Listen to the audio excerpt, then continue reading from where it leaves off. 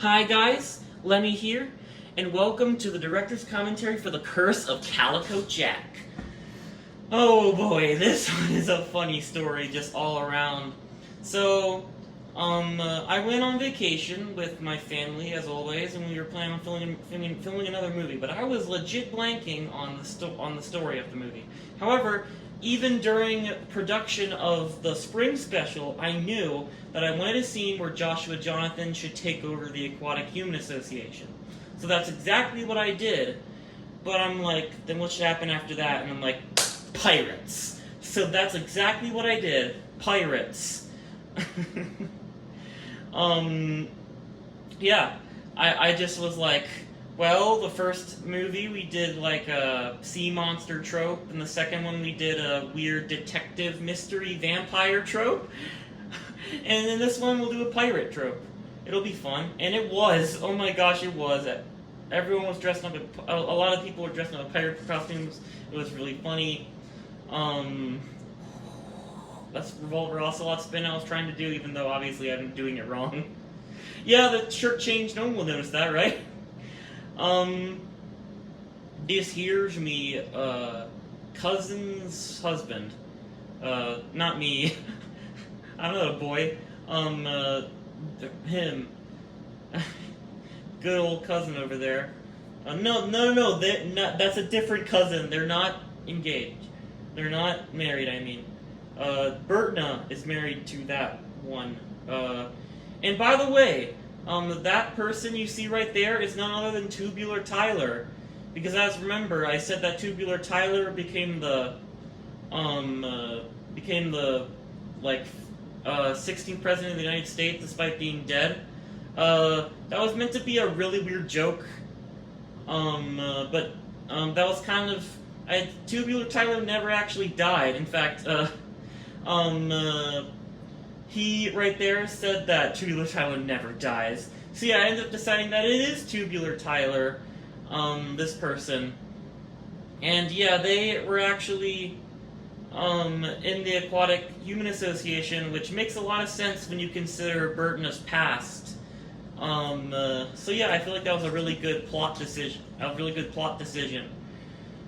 And this part. This was the last part of the movie I filmed because I really wanted an excuse to voice train and use the voice I prefer. And I was hoping no one would even notice that was me because I still appear as a boy and I'm not on HRT yet. So I used this as an excuse to voice train. Oh, did you see Koishi back there? Koishi Easter egg. This is my grandma. Some people in the movie that are normally in the movies couldn't film just because they were really busy. So I wanted to be more, like, kind as in more fair and, like, try not to pressure them too much. But of course, like, sometimes when it gets really late, like, I'm like, come on, we need to finish this. But luckily, we finished, like, pretty much the whole thing on Thursday, and we were supposed to leave on Saturday. So, yeah, that was really good. We were, in the movie before this, we were, like, stretching it out to Friday, when a lot of people were already gonna leave. So, yeah. This was so much freaking fun to film. And as always, my aunt right there gave me ideas. And she gave me the idea to have me film their shadows. That's Palanquin, which is a reference to Toho, the Palanquin pirates. And Palanquin's, like, it's hard to describe, just look it up. This is the same, fun fact, this is the same marsh that you see at the end of the previous movie, where basically they're fighting the final boss fight against North Carolina Wetfish. If you look in the background, you can see this exact same marsh, but it's nighttime. Yeah. They just happened to be kayaking! So I'm like, oh yeah, big voice crack moment. They just happened to be kayaking. So I'm like, this would be really funny to film. That's, by the way, that's not it may or may not be Tubular Tyler. I haven't decided. They're called the Kayaking Crew. This is just some random guy that pulled up when we were filming, and And he's like, am I interrupting your film? And I was like, no, we don't mind. It makes it so much funnier. Okay, so honestly, I really just wanted a scene where I could use a song from One Night Hot Springs, because that game legit changed my life. Because the game, like, and there's a part where, spoiler warning, skip like a minute if you don't want to hear it. Oh, okay, so before I talk about that, did you see that part right there where they zoomed in on the sword? There was supposed to be, right after that, a cut to Joshua Jonathan buying a sword from Sir Sybil, and the sword was supposed to be cursed, and that's why they have the curse of Calico Jack. But we were like, so I'm like, why would Sir Sybil do this? I thought of a million different reasons, like maybe they have a curse of their own. But Flashback ended up saying it was like Friday night, the night before we were gonna leave, and Flashback said, why force such a loyal character to like betray the main character? And I'm like, yeah, that's actually a really great point. So I came up with a new character, but Flashback just ended up not wanting to be in the movie, which is fine. So yeah, that's what ended up happening to that. But I really wanted to use a song from One Night Hot Springs, and I'll talk about that when the next song shows up that's from that game. Oh man, and this pirate fight was so much fun because it's like we had a live audience. Look at all those people in the chairs back there. And this was filmed on Wednesday when we filmed most of the scenes. We filmed the scene at the marsh this day, and you'll notice that, what's their name in this movie? Joseph has a band-aid on their chin. It's because they hit their chin on something while we were at the marsh, which is why they aren't in some of those scenes, and I felt really bad, but they were still willing to film anyway. They're a freaking champion, I tell you. But this was super funny to film, this part. But the marsh part, this part, the whole fight with the Curse of Calico Jack, Senorita Avaricia, and the last part with the fight at the beach were all filmed on Wednesday. So One Night Hot Springs changed my life because there's a part, spoiler warning, skip a minute if you don't want to hear it. The main character, was it Hiro? I forget. It started with an H, and basically the main character said that like they were never born a boy. They just like didn't know they were a boy. So that really changed my life. And the game's affected me so much, I really just wanted an excuse to use the song, so I wanted to write a scene where the characters are just having downtime, and I think it turned out really well. Like, the characters admiring their new mansion. As always, my good old cousin right here killed the role. I was kind of worried that she wasn't going to give it her all, but of course she did. She's one of my best actors. Unfortunately, I don't see her very often lately. So, but yeah, she's just the best when it comes to acting. She always laughs at this part when I showed her it. I showed her it like once. Senorita Avaricia, which means like, I think that means like Miss Avarice. Yeah, it means Miss Avarice. I think that's a really cool name. By the way, she was good old crazy Aunt Kathy was supposed to duck during that part when she shot the gun. That's improv. She was supposed to duck.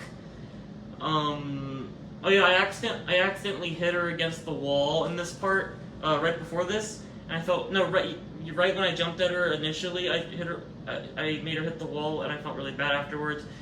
Even though I just get really rough when I'm play fighting, even though I'm like very anti-violent. I don't know.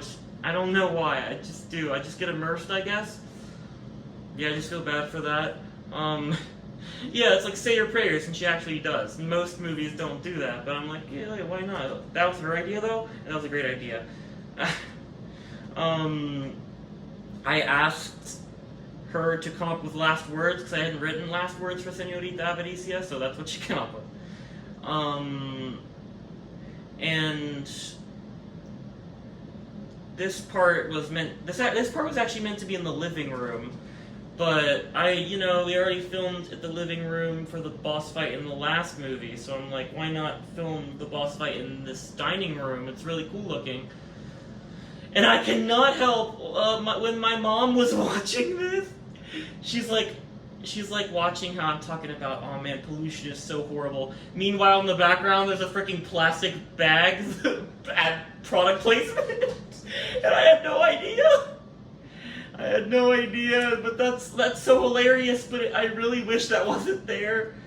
And she's like, you could blur it out, but I'm like, that's too hilarious, and also, it just takes, I could blur it out, but like, I don't really wanna, I don't really wanna.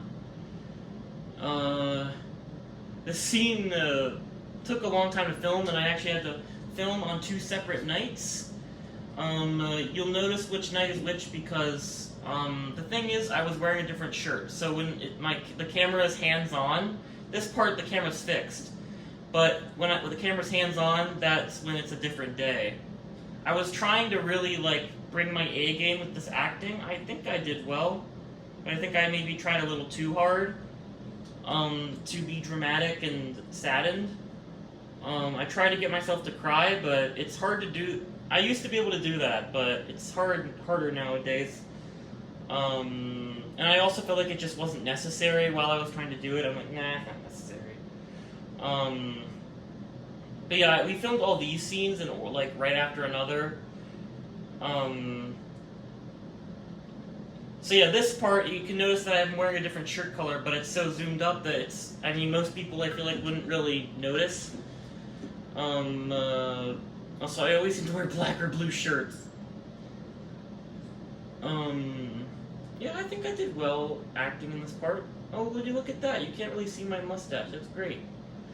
I was honestly kind of angry. I wanted to play a female character, because I'm tired of playing male characters. I want to play a female character for once, but, I'm still shy, and I haven't come out to most of my family, so I'm like, Joshua Jonathan will go with another rodeo with you. And yeah, I know the Sweden special was meant to be the end of Joshua Jonathan's story, but then I made him a cameo, and we started going into the Aquatic Human Association, and I ended up making a plot around it.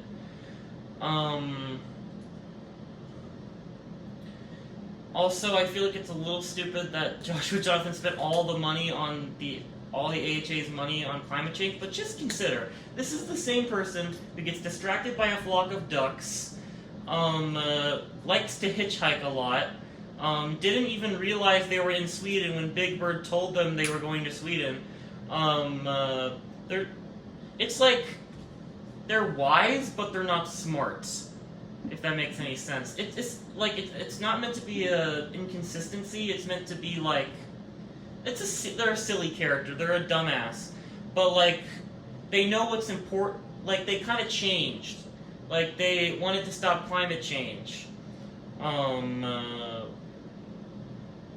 Yeah, they changed. They even said, maybe the aquatic human's doing the right thing.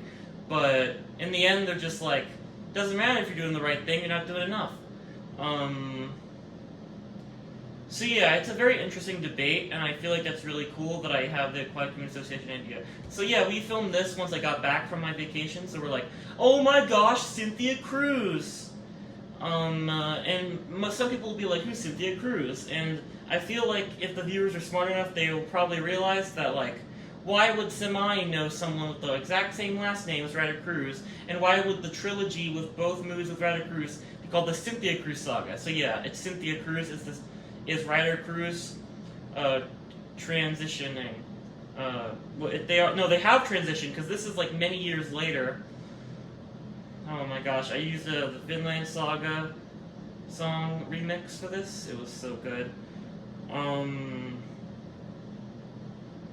Yeah, I really don't know what to do after this. I feel like the last movie perfectly transitioned to this movie. And yeah, I've said all I have to say for now. I'll definitely have more to say probably pretty soon. Going into fall and winter, maybe even summer.